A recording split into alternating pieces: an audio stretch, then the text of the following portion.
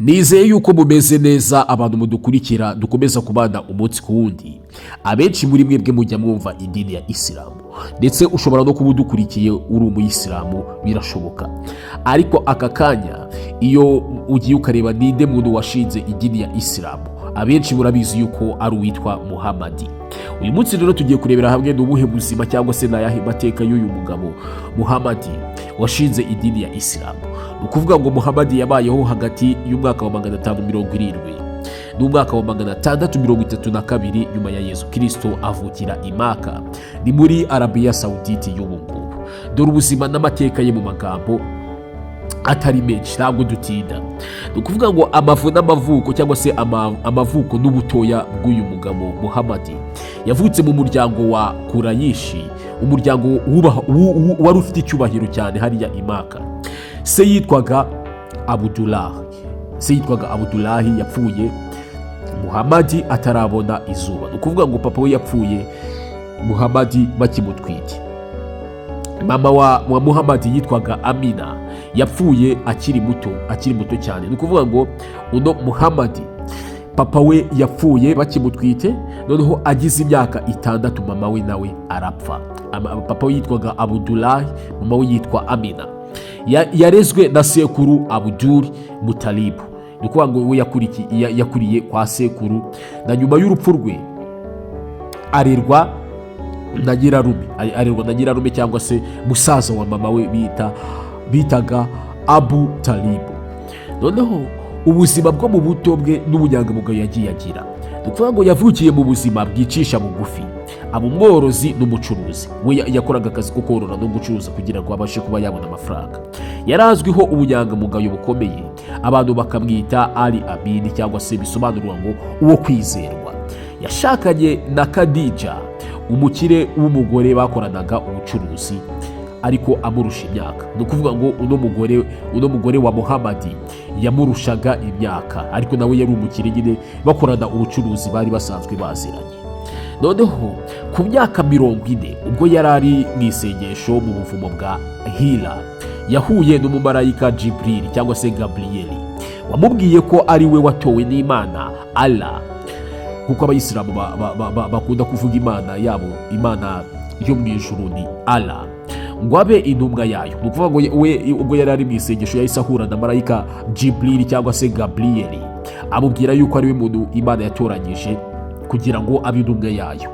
Ubutumwa bwe bwari ubwo kwereka abantu ko Imana ari imwe rukumbi no kubasaba kuyisenga mu kuri. Bamwe mu bantu batuye i Maka baramurwanyije, cyane abatunzi bo mu muryango we. Yahuye n'ibigeragezo bikomeye, ariko akomeza kwihangana no kwamamaza ubutumwa bwe. Muri 622 kubera ukuntu yakomezaga gutotezwa, bamumereye nabi cyane abatunzi bari batuye i Maka, yagiye i Madina ari kumwe n'abamwemera. Ni ukuvuga ngo urumva harimo abamwemeye bemera inyigisho ze z'uko yavugaga ko Imana ari imwe rukumbi, ariko habaho n'abandi bantu bamurwanyaga. Noneho muri 622 nibwo yerekeje i Madina. Icyo gihe niho umwaka wa mbere wa Isilamu watangiriye. Ni ukuvuga ngo umwaka wa mbere watangiye muri 622 ubwo Muhamadi yerekezaga i Madina. I Madina yabaye umuyobozi wa gisirikare n'uwa politike n'umuyobozi w'iyobokamana. Ni ukuvuga ngo we yahuzaga politike n'iyobokamana. Mugunda kubona yuko ibihugu by'abayisilamu akenshi bikunda kujya muri politike n'igisirikare, bakaba ariko bavuga bati twebwe turi abayisilamu, ntidushaka n'undi muntu watwivangiramo cyangwa se wazana amategeko yiwe nuko tuyobora, twebwe turi abayisilamu. Na Muhamadi rero nawe nubwo buryo yakozemo nyine, yahisemo umuyobozi wa gisirikare, abantu umuyobozi wa politike ndetse abantu umuyobozi w'iyobokamana.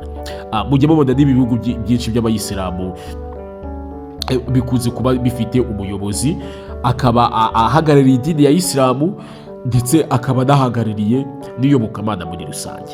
Noneho yujuje amakabira yaho yari yaracitsemo ibice, ategura imibanire igenderwaho cyangwa se Sharia, yubaka ubumwe mu bemera ba Isilamu. Yitabiriye intambara nyinshi zo kwirwanaho nka Badiri, Uhudi na Alikandaki, ubwo nyine barwanyaga Isilamu. We izino ntambara nawe yazijyagamo zo kwitabara. Noneho yagarutse i Maka mu mwaka wa 630 n'ingabo ze, yinjira mu mujyi nta maraso amenetse, asiba ibigirwamana byose, ahasigara isengesho rimwe ku Mana imwe, ari byo nyine kuko nibwo butumwa wiyavugaga ko hariho Imana imwe. Ni ukuvuga ngo ibindi bigirwamana byose byari i Maka hariya muri Saudi Arabia. Agarutse muri 630 avuye i Madina, byose yarabisenye kandi yinjiye mu mujyi atabanje kurwana, yinjiye nta maraso amenetse. Yapfuye mu mwaka wa 632, apfira i Madina, ashyingurwa aho yari atuye. Ni ukuvuga ngo nk'ibintu yadusigiye noneho hari Korowani cyangwa se Kurani. Kino gitabo cy'abayisilamu bita Korowani ni igitabo gitagatifu cya Isilamu gikubiyemo amagambo y'Imana yabwiwe na Muhammad.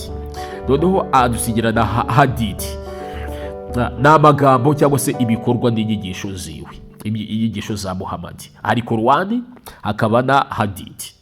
Noneho yasize Isilamu ifite abayoboke benshi kandi irakomeza gukura kugeza na n'ubu. Muhammad ni umwe mu bantu bagize uruhare rukomeye mu mateka y'isi, nk'umuyobozi w'idini, w'igihugu, n'uwakoze impinduka mu mico n'imyumvire y'isi y'Abarabu n'isi yose muri rusange. Ayo niyo mateka ya Muhammad. Mwe wibuke gukora subscribe kugira ngo tujye dukomeza tubane umunsi ku wundi. Ciao ciao.